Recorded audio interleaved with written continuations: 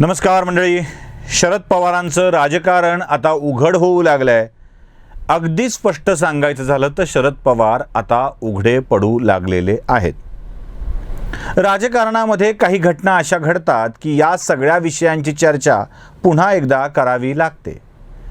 शिवसेनेसोबत संभाजी ब्रिगेडची युती हा त्यापैकीचाच एक भाग आहे. संभाजी ब्रिगेड आणि शिवसेना या दोघांच्या मध्ये विचारांमध्ये असलेलं महदंतर, तरीही ते अंतर मिटलं आणि उद्धव ठाकरेंच्या सोबत युती केली गेली. जर संभाजी ब्रिगेडला महाविकास आघाडीच्या सोबत जायचं होतं तर ही युती महाविकास आघाडीसोबत होऊ शकली असती. शिवसेनेसोबतच का असा प्रश्न पडतो आणि यामागे शरद पवार आहेत का असाही प्रश्न या निमित्ताने उपस्थित होतो. आजवर शरद पवारांचं राजकारण सगळ्याला झुलवणारं राहिलेलं आहे. प्रत्येकाला वेगवेगळ्या वेळी वेगवेगळे डाव टाकत शरद पवार आपलंसं करत आलेले आहेत. हे शरद पवार होते ज्यांनी 2014 साली शिवसेनेचं महत्त्व कमी करण्यासाठी भारतीय जनता पक्षाला साथ दिलेली होती. त्याच शरद पवारांनी 2019 साली भारतीय जनता पक्षाला सत्तेपासून दूर ठेवण्यासाठी शिवसेनेचा मार्ग पत्करला. पण या दोन्हीच्या मध्ये म्हणजे भाजपची साथ देण्याचं सोडून शिवसेनेकडे जाण्याच्या मध्ये एक मोठा प्रकार घडला होता आणि तो मोठा प्रकार म्हणजे अजित पवारांनी अचानकपणे जाऊन देवेंद्र फडणवीसांच्या सोबत शपथविधी केलेला होता. पहाटेचा शपथविधी अशी त्याची ओरड होत असते. या शपथविधीविषयी अनेकांच्या मनामध्ये आजही प्रश्न आहेत. ते गूढ आहे. राष्ट्रवादी काँग्रेसची मंडळी यावर वेगळंच उत्तर देतात. अजित पवारांनी असा निर्णय का घ्यावा, देवेंद्र फडणवीसांनी असंघाशी संघ का करावा, एक ना अनेक असे कितीतरी प्रश्न त्यावेळेला विचारले गेले होते. पुढे देवेंद्र फडणवीसच याबाबत बोलताना म्हणत होते की राष्ट्रवादी काँग्रेसच्या टॉप मोस्ट अथॉरिटीनी याला संमती दिलेली होती. आता टॉप आणि मोस्ट या दोन शब्दामध्ये राष्ट्रवादी काँग्रेसचं कोण आहे? एक तर टॉपवर शरद पवार आहेत आणि मोस्ट म्हणल्यावर तर शरद पवारच आहेत. म्हणजे शरद पवारांची याला संमती होती का? आता राष्ट्रवादी काँग्रेसची मंडळी, समर्थक मंडळी याबाबत एक दावा करत असतात. महाराष्ट्रामध्ये भारतीय जनता पक्षानं केंद्राच्या सरकारला सोबत घेऊन राष्ट्रपती राजवट आणलेली होती आणि ती उठविण्यासाठी अजित पवारांना भाजपच्या कंपूत पाठवून शपथ घ्यायला लावली. मग पवारांना वापस बोलवून घेतलं आहे का नाही पवारांचा मास्टर स्ट्रोक असं लोक बोलतात. हा पवारांचा गुणगौरव करणारा विषय, कौतुक करणारा विषय जरी खरा समजला तरी या सत्ता प्राप्तीसाठी शरद पवारच रेडी होते. हे सूर्यप्रकाशा इतकं स्पष्ट आहे. मग घडलं काय की पवारांनी अचानक पलटी मारली. तसं तर पलटी मारणारं राजकारण करणं ही पवारांची खासियत राहिलेली आहे. म्हणजे आजपर्यंत पवार जे बोलले ते घडलं नाही आहे, त्यांनी ते केलेलं नाही आहे.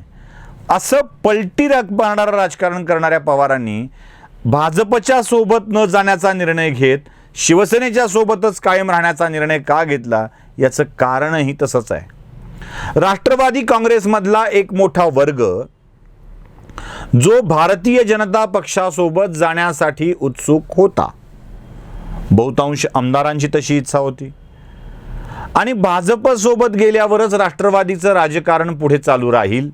मुळात राष्ट्रवादीचं राजकारण हे वेगवेगळ्या संस्थानिकांचं एकत्र आलेलं राजकारण आहे. त्यामुळं आपापल्या भागात मजबूत राहायचं असेल तर भाजपसोबत जाऊ असा निर्णय, असं मत काही संस्थानिक राजकारण्यांनी बनवलेलं होतं. त्यांचे बहुतांश भाजपात गेलेले होते.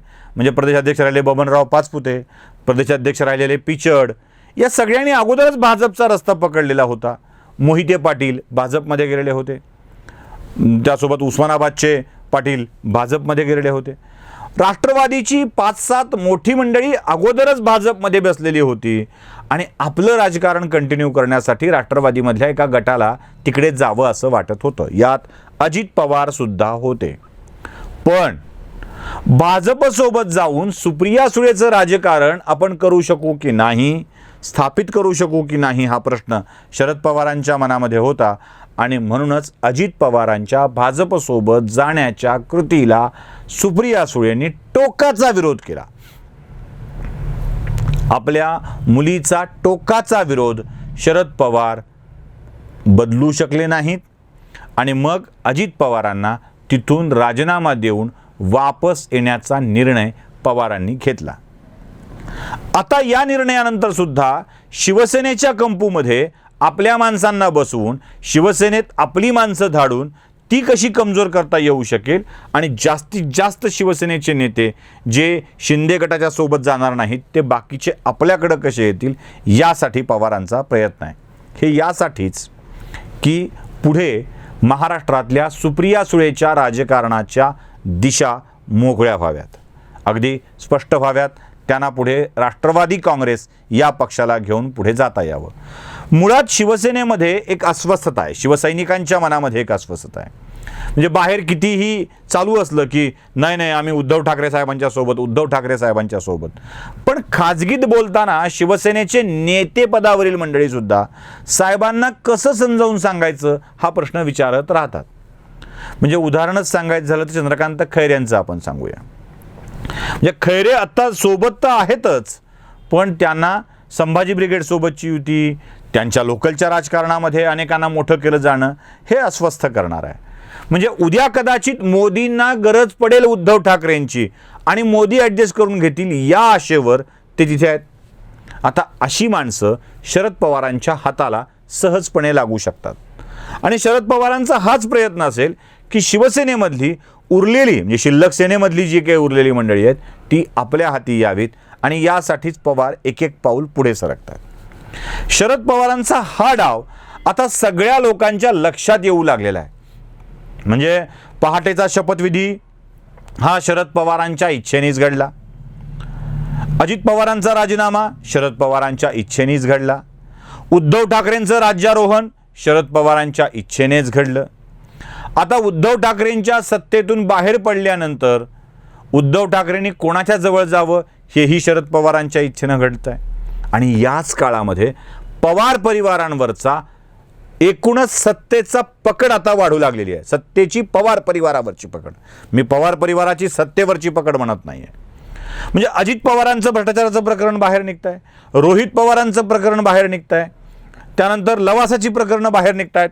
प्रत्येक जण प्रत्येक मुद्द्यावर आता अडकू लागलेला आहे. याचा अर्थ स्पष्ट आहे, भारतीय जनता पार्टीच्या केंद्रातील सत्तेत असलेल्या नेत्यांच्या हातामध्ये पवार परिवारांच्या भ्रष्टाचाराबाबतची काही ऑथेंटिक माहिती हाती लागली आहे का, की ज्यातून पवारांच्या अडचणी अधिक वाढत चाललेल्या आहेत. त्यामुळे ही अधिकची अस्वस्थता पवारांच्या मनामध्ये येते.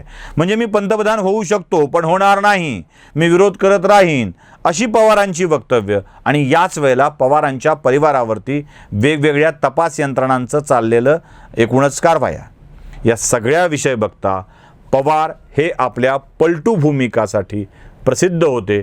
त्याच पलटू भूमिका आता पुन्हा समोर येऊ लागल्या आहेत. येणारा काळच पवारांच्या राजकारणाची दिशा कशी आहे हे स्पष्ट करणारा असेल. व्हिडिओ आवडला असेल तर लाईक, शेअर आणि सबस्क्राईब नक्की करा. धन्यवाद.